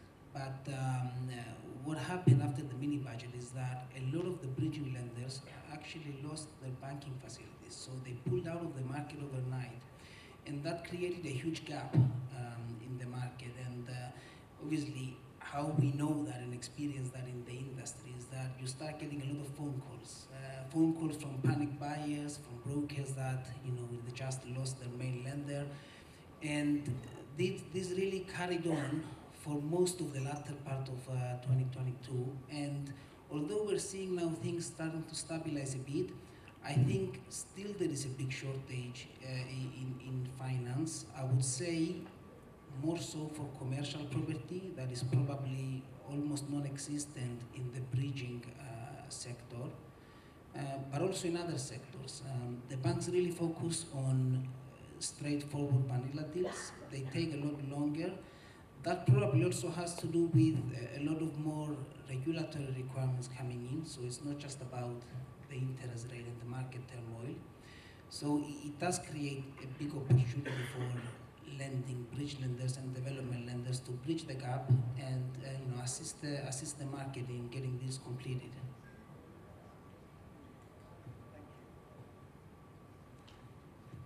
Thank you.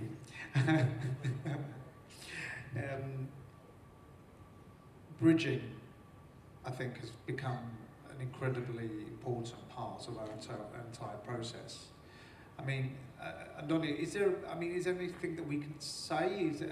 Why are things taking so long for the banks generally?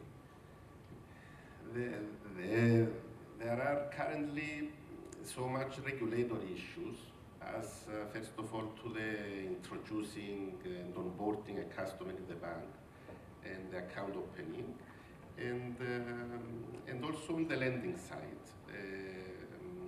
So yeah, I think the need for bridging financing it's always going to be there, and due to the time actually that the banks they require to examine new cases and onboard customers, and due to the sometimes strict timing frames that the sellers put for completion. So yeah, I think the need for bridging financing is always going to be there. Yes.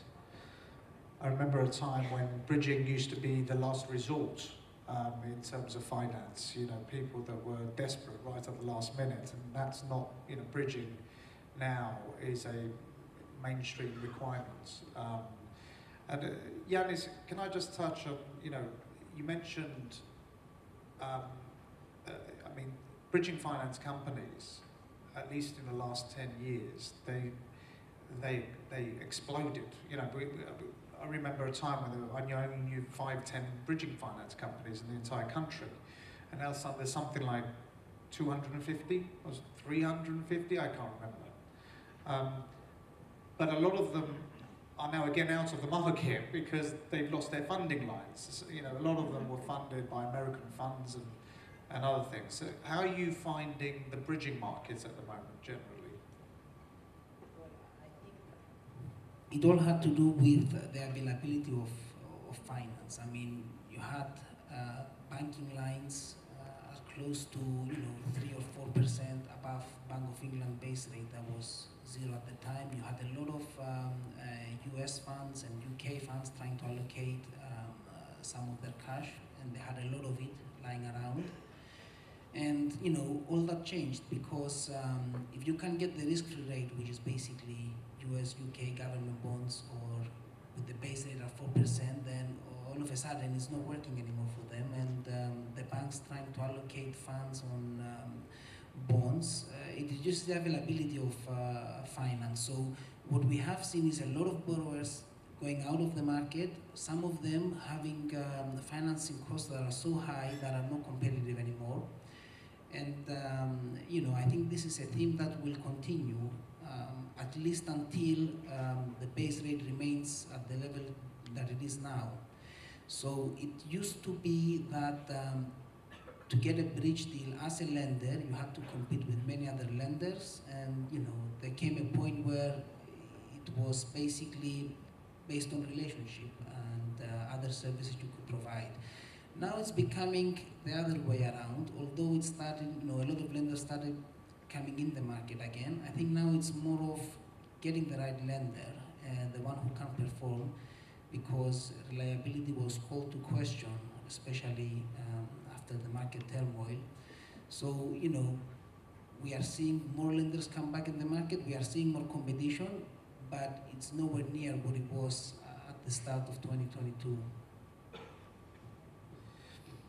Thank you. Can I just add a little bit about Nexus Finance? Yanis and his family have extensive experience in the UK development market as developers themselves. So therefore they bring all of that experience into the bridging finance side of things. Again, a very, very refreshing lender to act for.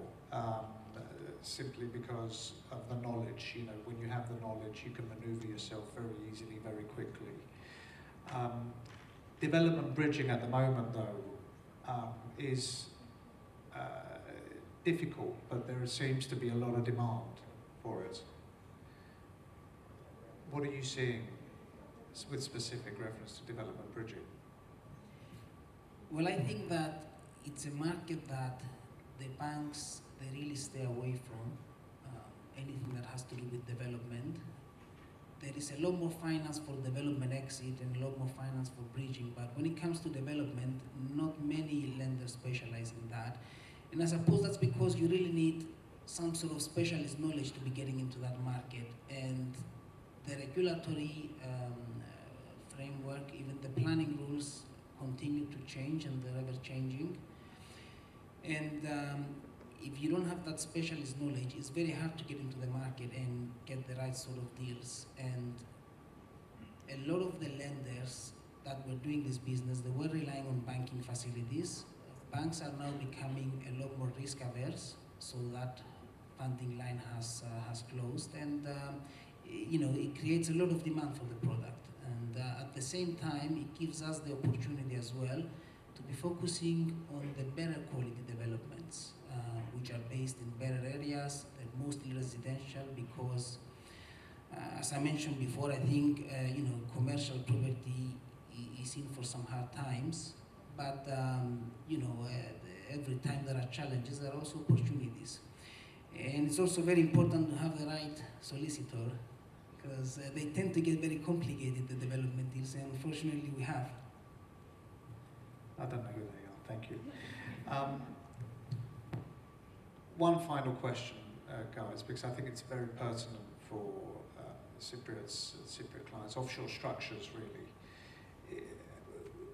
There is, I know for myself, that there is definitely a difficulty in funding offshore structures in the UK. Demi, what do you think about that? If I can come to you first of all. Okay, so offshore structures were the fad for many, many years. They were very good in what they did. UK, they still have a good role to play, and there's many offshore structures. But you're right, there are banks that have moved away from that. I think Eurobank will look at offshore structures. A lot of the other banks, like Alpha Bank, will look at them. Yeah, what's become very apparent is that UK banks are out of the market when it comes to overseas companies. And therefore, the overseas lenders are probably more comfortable with that sort of arrangement. Andonis, is there anything that you can add? Yeah, as David said, because Eurobank Cyprus has a large experience in international department from their operations in Cyprus, we can accommodate offshore companies, offshore operations, as long as they are under the regulations of the European Union and there are no sanctions on either the companies or the UBOs. Then, yeah, we are more than happy to accommodate offshore companies. Thank you very much. Are there any questions from our guests? Yes. Good morning and Christos Anesti. My name is Konstantinos Aristidou. I'm a lawyer for the last 23 years in Limassol. I have in my credit lots of millions of transactions in real estate projects. Thank you for sharing all this information with us and getting the information ready-made in our plates. I would like to pose two questions, one to Yannis Fouradaris and one to Andonis Nikolaidis. Andoni, do you share the view of our friend here, previous speaker, that the interest will go down? And if you do share this prediction, where do you base it? What are the indicators upon which you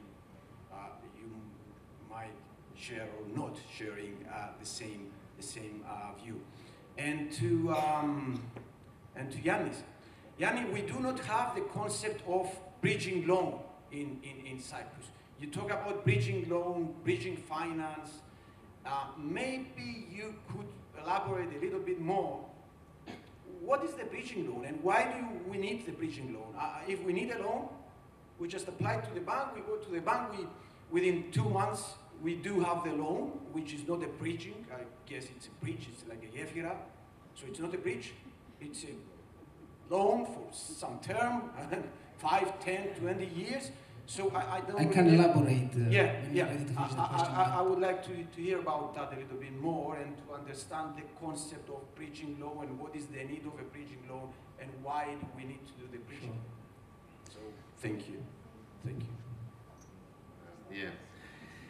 As far as the interest rates, like I said before, nobody was expecting that the interest rates would go that high. And the answer to whether I believe or if I expect interest rates to go down is I don't know. what we all do and how we all work is we base our projections on the curve, which the curve currently shows that the interest rates will go a bit higher, and the peak is expected at 4.5, and gradually, I think from 2025 and on, it's gonna go down to 3.25. This is what we base our projections on that curve.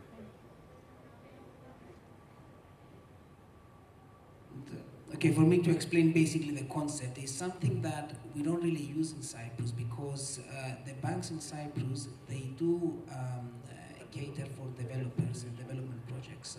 The banks in the UK, they don't. So very few of them deal with providing development finance. So for example, you're buying a project and you want to build 8 or 9 units. Very few banks in the UK would lend, and the ones that would, they would lend on very low percentages of the value, basically loan to values, and they would look at many other things like affordability, the credit rating, the experience. And this is something that there is a big demand for in the UK because not only the banks take a long time, but since 2008, 2009, a lot more guidelines and bank rules have come in place that would basically restrict the bank from lending on non-income producing assets, on assets that are not readily let out, on anything that would need any building works, on projects that the main borrower cannot prove that they can service the interest or with other means, and many other regulations basically. So it creates a demand for somebody who wants to acquire a property, do it quite fast because the timelines in the UK are a lot shorter, and maybe develop it, bring it to a habitable state, and then either refinance it or sell it. So it is a market that it is not catered by the banks in the UK, as opposed to Cyprus that the banks would lend for these sort of projects. Thank you. I think the speed at which things happen in the UK is what's created the bridging opportunity. You know, at least in London, you know, we're often asked to do exchanges. That's when people are committing to an acquisition within 3 to 5 days. You know, people want to know that when they're committing to a purchase, they've got their funding. A bank can't do that in 5 days, so a bridger can. Can I add to that? We do work with Next Year's Capital, and what we find is that we send them a proposal and they will give us decision within, hours. They will say, we want to lend. They'll say, we want to lend. So they will say to us, we want to lend. You know, like yesterday I sent him something within 2 hours, they were there. A bank, because of all the regulatory hoops they have to jump through, it will take weeks to get that approved. So it's not as fluid as maybe the Cyprus market, maybe. Yeah. Any other questions? My question, just to say that I think bridging is almost an outdated term. I think these guys are now non-bank lending. Is a better, they provide term loans as well. So I would say there is a new sector called non-bank lending. Correct. That's non-bank lending. It should be the new name of the bridges. Thank you, Anthony. Are we finished? Yeah, we are. Thank you.